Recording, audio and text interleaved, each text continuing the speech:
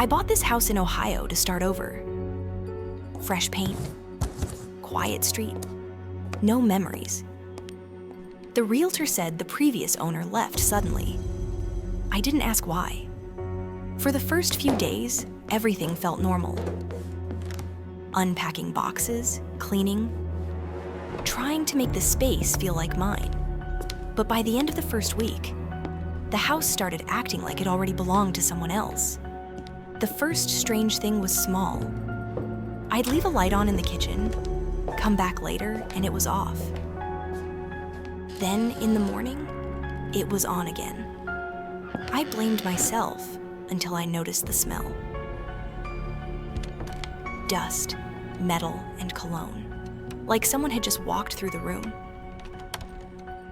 One night, around 2 a.m., I heard a thump under the floorboards, like a chair scraping slowly across concrete. I held my breath. It came again, right beneath my bed. The next morning, I went to check the basement. The door was padlocked. My realtor had called it storage, but when I pressed my ear against the wood, I heard something shift inside. That afternoon, I bought a new lock. That night, around midnight, I woke to a soft metallic click. The basement door was unlocked again. While cleaning the hallway, I found an envelope taped behind the fuse box. Inside was one line, written in shaky pencil. "Don't let him in again." The word "again" made my stomach twist.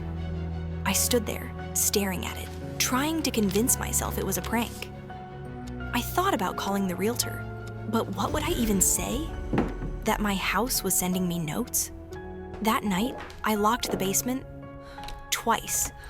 When I woke up, the door stood wide open, and the lock was lying on the floor.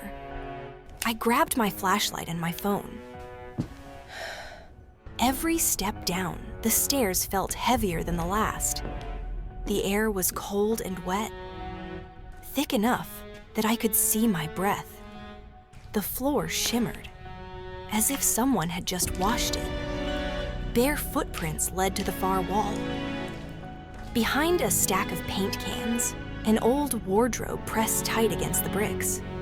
I pushed it aside and found another door. Its handle was bent, and the lock was broken from the inside. I opened it. The smell hit first, damp clothes, and something sweet, a thin mattress, empty food cans, a phone still charging.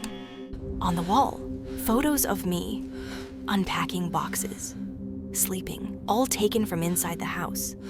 I ran upstairs and called the sheriff. They searched every inch.